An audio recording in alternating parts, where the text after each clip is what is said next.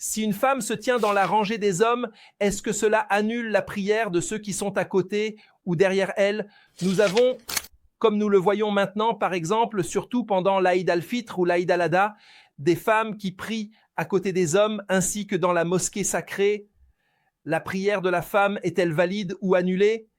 Et la prière de ceux qui sont à sa droite, à sa gauche et derrière elle, est-elle annulée ou non? Tout d'abord, il faut savoir que le fait que la femme se tienne derrière les hommes est la tradition ordonnée par le prophète, que la paix soit sur lui. La femme doit prier derrière les hommes, et même si elle se tient dans la rangée des hommes, cela est désapprouvé par consensus des savants.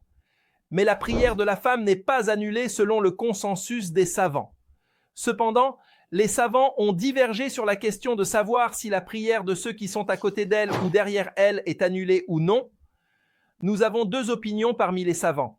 La première, selon les Hanafites et certains Hanbalis, stipule que si la femme se tient dans la rangée des hommes, sa prière ne sera pas annulée, mais celle d'un homme à sa droite, à sa gauche ou derrière elle sera annulée.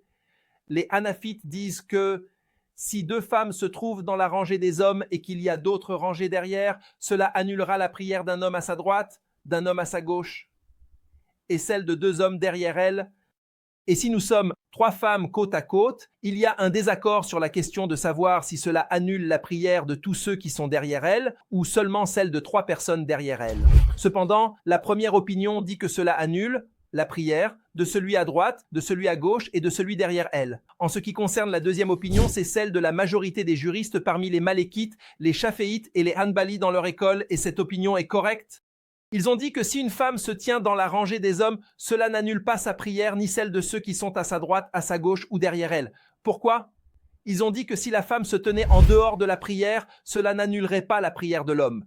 Par exemple, si un homme prie et qu'il y a une femme à sa droite ou à sa gauche qui ne prie pas, ou si elle se tient devant lui sans prier, sa prière reste valide selon le consensus des savants.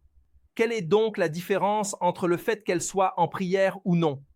Ils ont également mentionné qu'Aïcha, que Dieu soit satisfait d'elle, a dit qu'elle se trouvait devant le prophète, que la paix soit sur lui, en train de dormir pendant qu'il priait. Ainsi, lorsqu'il se prosternait, il la touchait et pliait ses jambes.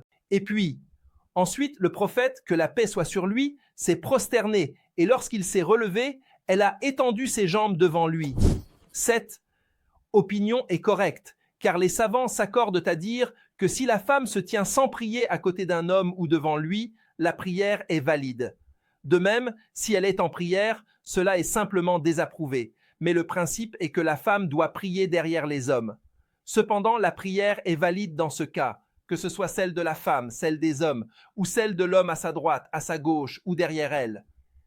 Et Allah, le Très-Haut, sait mieux.